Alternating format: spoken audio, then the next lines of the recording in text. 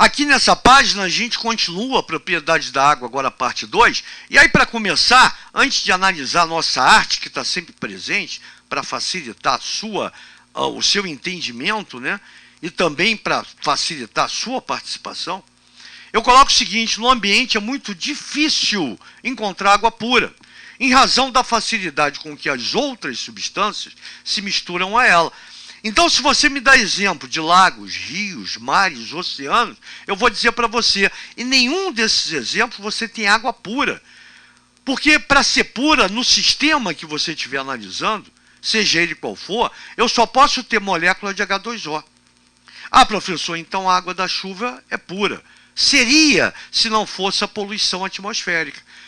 Porque o que é a água da chuva? A água dos oceanos, mares, lagos, rios, ela evapora. Vai para a atmosfera na forma de vapor. Depois pega uma região mais fria e precipita na forma de chuva. Ideal para a formação de água pura, essa água de chuva. Porém, na atmosfera tem poluição. E essas partículas em suspensão são carreadas, trazidas pela água da chuva. Portanto, já misturou. Portanto, eu não tenho um único tipo de molécula na água da chuva. Viu que show? E já que a gente está falando dessa mistura, eu mostro para vocês, e claro que isso tudo a gente vai ver mais tarde, quando a gente falar de substância pura e mistura. Aqui eu estou dando só uma palhinha, um aperitivo. Quando a gente fala em solução, nada mais é do que uma mistura homogênea, onde todo soluto, que é o participante em menor quantidade de uma solução, ele se dissolve, né, totalmente no solvente, que é o participante em maior quantidade numa solução. Quando eu misturar, vamos supor que eu tenha sal de cozinha, soluto, está em menor quantidade. Na água, uma quantidade legal de água. Eu homogenizo essa mistura. Você, quando estiver pronta, vai observar que na solução, a mistura homogênea, você só observa a parte líquida, porque o sal está dissolvido. Isso quer dizer que para você produzir uma solução, uma mistura homogênea, é necessário que todo soluto se dissolva no solvente, que são os dois participantes de uma mistura, que no caso aqui é solução, pode ser homogêneo ou heterogêneo.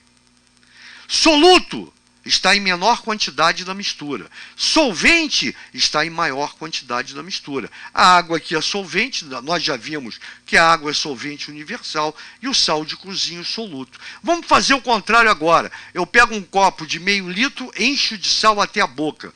Coloco 2 colheres de sopa de água. Quem é o soluto? É a água, que está em menor quantidade. Quem é o solvente? É o sal, que está em maior quantidade. Show de bola? Então, 2 coisas. Participantes de uma mistura, soluto e solvente. Soluto, participante em menor quantidade. Claro que, geralmente, o sólido. Solvente, participante em maior quantidade. 99,99% água. Legal, mas não pode esquecer a observação que eu dei. E para formar a solução, eu tenho que observar apenas uma única fase quando a minha mistura for homogeneizada. Cuidado com esse nome que é meio brabo, né? Ou seja, vamos supor, tira todas as impurezas da praia que você vai. Tira tudo. Finge que você está olhando para a água do mar, ela é limpíssima. Pegou no copo, só está vendo a água. Ou você já mergulhou na praia e deu de cabeça numa pedra de sal? Nunca, porque o sal está dissolvido. E quando você pegou aquele copo para analisar, você só viu a parte líquida. Então é uma solução, é uma mistura homogênea. Você sabe que tem sal, botou o dedo na boca, está salgado. Mas o sal está dissolvido. Show de bola, né? E aí, o que acontece? Na segunda parte da minha arte, nota que eu botei aqui, deixa eu só tomar uma água rápida, que a voz já está indo embora. Agora sim. Eu estou falando aqui do corpo humano, então antes eu quero pegar essa parte aqui que eu coloquei, que geralmente o corpo humano ele apresenta até 71% do peso, do seu peso, é correspondente à água. Só que isso aqui é o corpo de um bebê. O corpo de um adulto tem mais ou menos 65% de água, só para deixar claro.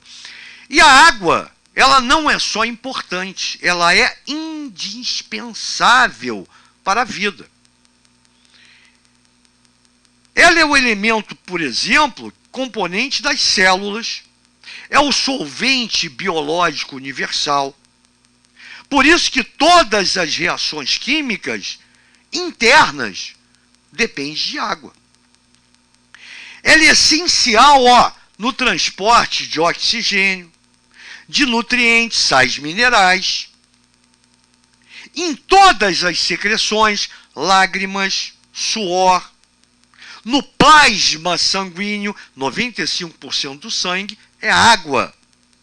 Nas articulações, nos sistemas respiratório, digestivo, nervoso, na urina e na pele.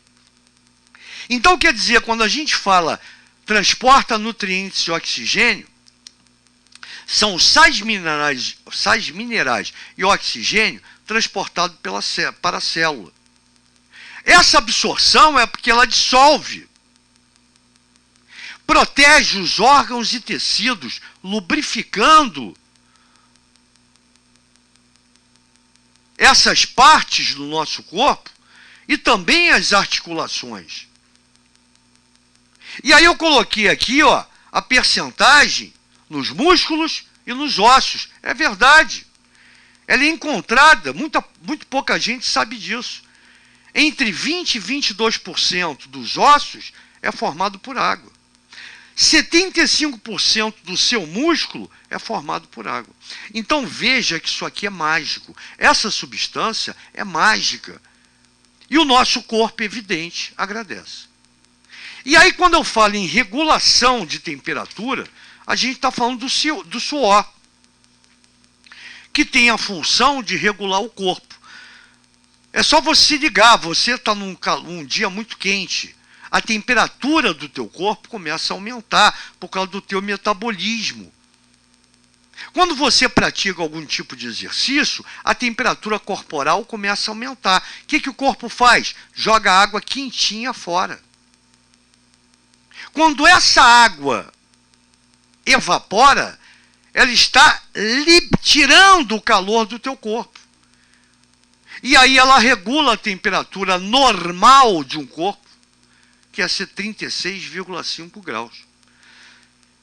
Ou seja, ela contribui para a manutenção da temperatura corporal. Regula a temperatura. Gente boa, indispensável. Como eu falo, essa substância ela é mágica. Sem ela não há vida. Tanto é que quando o cara descobre, vamos para Marte, a primeira coisa antes de ir, de fazer, é pesquisar se tem ou não água. Porque tendo água tem vida, não vida igual a nossa. Mas pode ser uma bactéria cheia de rabinhos, cheia de chifrinhos. Mas há vida. Se há água, há vida. Legal? Show de bola? Daqui a pouco a gente volta.